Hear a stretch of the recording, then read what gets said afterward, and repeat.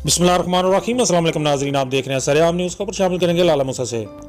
International web channel association के वफद की शेखावाला कब्रिस्तान में ग्रीन लाला मूसा के तावन से जारी शजरकारी मुहिम में खसूसी शिरकत, पौधा लगाया और इंतजामिया की काविशों को सराहा। शेखावाला कब्रिस्तान की सफाई सुथराई मुहिम और स्प्रे के अमल के बाद ग्रीन लाला मूसा के रिजवान अहमद की जेर निगरानी जारी शजरकारी मुहिम में सदर international web channel association Nadeem Ullah Bhatt, general secretary Shahzad Dilbar, senior नायब सदर इशफाक सदीकी और ज्वाइंट सेक्रेटरी साबर तसव्वुर ने शेखावाला कब्रिस्तान इंतजामिया के रुकन अयाज हसन के साथ मिलकर पौधा लगाया।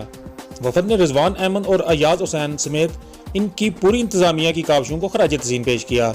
आइए देखते हैं इंटरनेशनल वेब चैनल एसोसिएशन के सदर नदीम उल्ला भट्ट ने इस हवाले से क्या कहा। जी,